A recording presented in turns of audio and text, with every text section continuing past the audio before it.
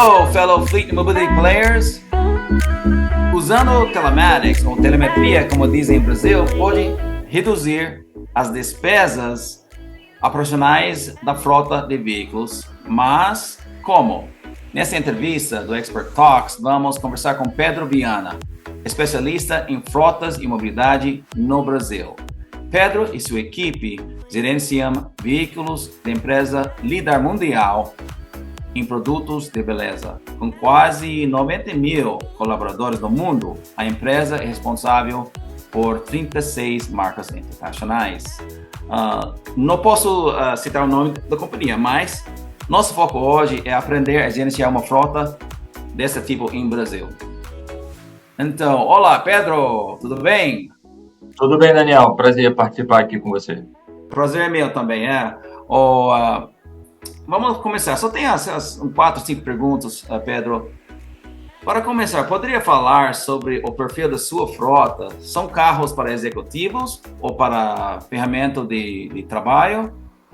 Eles são alugados ou compra direta? Então, Daniel, nossa frota é 100% alugada. 77% dessa frota é ferramenta de trabalho, é um veículo sedã, né? Essas pessoas realizam atividades comerciais e a escolha desse carro tem a ver, claro, motorização e tudo, mas principalmente pela característica de ter um porta-malas maior, que essas pessoas precisam carregar, por vezes, caixas, enfim, materiais ali para o dia a dia. O restante desse percentual, os 23%, é um benefício concedido pela empresa. E dentre essa frota de veículos de benefício, 10% dessa frota é blindada e atende o nosso comitê executivo. Sim, eu sei que o Brasil tem cheio dos hatch, e às vezes SUV, não tem muito sedã, mas você tem muito sedã, então você precisa porta-mala, poucas opções, é verdade. E algumas blindadas. Ok, quantos blindados, ou porcentagens? Só um pouco. 10% dos veículos executivos mais. 10% dos veículos de benefício são blindados.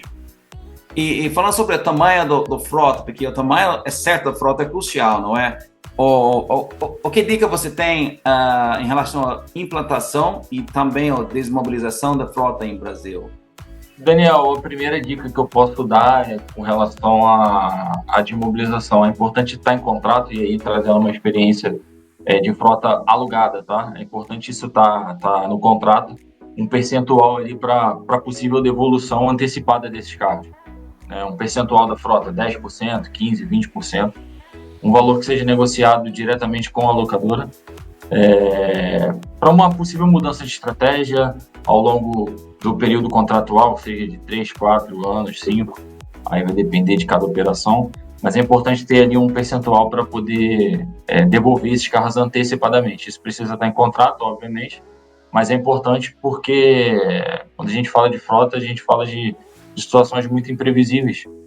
Então, é importante que isso esteja escrito para poder resguardar a empresa. Com relação à implantação e de mobilização, assim, são 2 processos bastante trabalhosos. Acho que todo gestor de frota sabe como tira o nosso sono, né? Quando a gente está nesse processo de implantação e de mobilização. E assim, na implantação é importante ter ali os SLAs muito claros no contrato com relação a prazo de faturamento do carro, prazo de entrega do carro, para que isso seja respeitado, para que tenha assim, um cronograma bem definido e esse cronograma seja respeitado, porque muitas das vezes troca-se também a locadora, então é ainda mais complexo. Com relação à desmobilização, é um plano de comunicação muito claro com o condutor, deixando claro a ele toda a importância que tem esse processo de devolver o carro sem avarias, para que lá na frente isso não seja repassado em folha, por exemplo. Então, enfim, zelar pelo carro ao longo do contrato, mas no final do contrato ter ainda mais atenção, porque esse custo ele pode ser repassado, né? Então você tem que, você cuida do contrato com fornecedoras e também comunicação com condutores, né? E exatamente. você lida com toda essa parte, você faz, né? Exatamente. E É sobre o frota ociosa, porque eu lembro quando eu saí do pandemia, mudou muito o uso do frota, e era bem menos, agora voltou, mas você acha que já voltou na normalidade? Sim, sim, Daniel. Eu entendo que esse período da pandemia, felizmente para todos nós, passou, ficou no passado, e a gente percebeu nitidamente na telemetria que os números voltaram aí a uma normalidade. E é importantíssimo, como você falou, a questão da ociosidade ela tem total a ver com o resultado final daquela operação. Então, quanto mais carro eu tenho ocioso, maior custo aí que eu vou ter com esses carros parados, enfim, sem produzir receita para a empresa. Então, isso é importantíssimo, ter tudo mapeado, a necessidade daquele carro, juntamente com os RHs, com a gestão daquela pessoa que saiu da empresa ou que ficou inelegível por algum motivo e aquele carro foi devolvido. A gente precisa entender a necessidade real de ter aquele carro no contrato ou não ter. E aí entra naquela questão que eu falei anteriormente, de poder devolver esse carro antecipadamente à locadora, ter um percentual ali para essa devolução, para que a gente não tenha que pagar uma multa, enfim, mudanças ao longo do contrato que são normais e acontecem. Tudo isso impacta custo. Eu queria começar a falar sobre a telemetria, então, porque eu trabalho com muitos países da Américas agora e a telemetria está crescendo em muitos países, e eu acho que aqui no Brasil também. Como essa tecnologia pode ajudar os frotistas a reduzir despesas em Brasil? Daniel, a telemetria para todo gestor de frota, cada vez mais, é a principal ferramenta que a gente tem para tomada de decisões, né? Então, a telemetria, alinhado, claro, a outros dados, mas a telemetria talvez hoje seja a principal ferramenta que a gente tem com relação à montagem de indicadores e tudo mais. Então, assim, o primeiro ponto, claro, é segurança, é prevenir a vida das pessoas, prevenir acidentes, trazer ações concretas, robustas, para que a gente evite, né, que aconteça algo com aquela pessoa, claro, prejuízos também, mas primeiramente, sem dúvida, a vida de cada um. E aí depois, as outras situações que vêm a reboque, né, que é controle de custo, né, como você falou. Quando a gente tem a telemetria, a gente consegue mensurar ali a quilometragem, acompanhar isso mensalmente, a quilometragem, e manter ali as revisões em dia dos carros, claro, contar ali com o colaborador, mas indicar a ele que ele precisa parar o carro para fazer manutenção preventiva, que lá na frente isso pode acarretar em perda de garantia, manutenções corretivas. Então, é fundamental a gente controlar essa questão da quilometragem, inclusive também para combustível.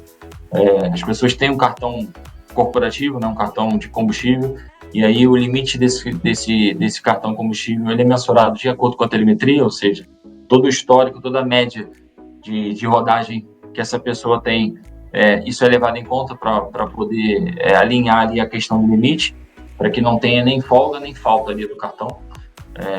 Então, essa também é mais uma ferramenta ali da telemetria, e além de várias outras, né?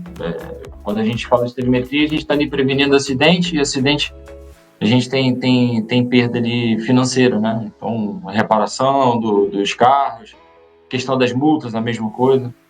Então, a telemetria basicamente é o painel ali do gestor de frota ali para a gente tomar as decisões no dia a dia. Eu estava falando com você antes da começar a entrevista sobre essa coisa às vezes o desafio para a telemetria. Você falou que às vezes as pessoas não gostam mais ou menos dos condutores.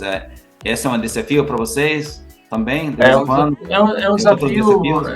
É um desafio porque essa questão da privacidade nem todas as pessoas conseguem entender que a privacidade o objetivo não é ali controlar a vida pessoal de cada um, né? Longe disso. O objetivo é munir ali os gestores de frota, enfim, todas as áreas aí que estão ali em contato com o colaborador, para que a gente consiga prevenir acidente, né? Esse é o seguro, não é? O principal objetivo. E quais gastos você acha que é mais crucial, talvez mais chato para liderar? Já falou sobre o uso da combustão, ou talvez você lidar talvez com multa do trânsito, manutenção do carro. Qual você acha que foca mais crucial? Né? Trazendo para a nossa realidade, ainda é a locação do carro, né? A locação do carro representa aí quase 80% do custo. Mas fora isso... Mas esse é fixo, mas outras dá para controlar um pouquinho, né? É um custo fixo. Agora, os demais, aí sim, entra a questão da telemetria para poder nos ajudar a controlar tudo isso, né? Então, combustível, multas, sinistros, tudo isso acaba que é um custo variável que o gestor de frota consegue mitigar ali com esses dados que são importantes, que vêm da telemetria. Ok. E nós não temos muito mais tempo, Pedro. Tem mais uma pergunta. Essa pergunta que eu estou perguntando para... comecei a falar nisso em 2025 com as pessoas que eu entrevistando. E se você fosse um carro, que carro você seria? Então, um carro econômico, talvez compacto, talvez um sedã de luxo, igual vocês têm lá na sua frota lá, ou um SUV, um picape, ou um carro esportivo, qual tipo de veículo? E por quê? Daniel, essa pergunta é uma pergunta curiosa, né? Mas, assim, eu sou muito fã da Toyota. Eu acho que a Toyota é um case de sucesso.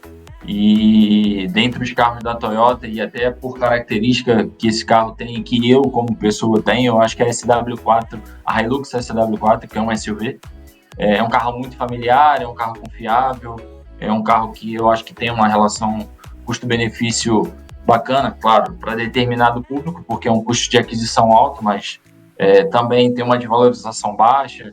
Enfim, eu acho que a SW4 é o carro que eu escolheria para responder essa pergunta. Pedro, é bem específico, uma Hilux SW4, né? E eu gosto do carro também, é bom esse carro.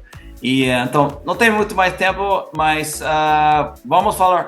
Obrigado também para vocês assistindo, que os FMT Insiders assistindo vocês. Espero que vocês aprendam algumas coisas com o Pedro. Eu acho que sim. E mais uma vez, obrigado, Pedro, pelo seu tempo. Nada, Daniel, obrigado e fico à disposição. Um abraço. Ok. Falou, tchau, todo mundo. Tchau.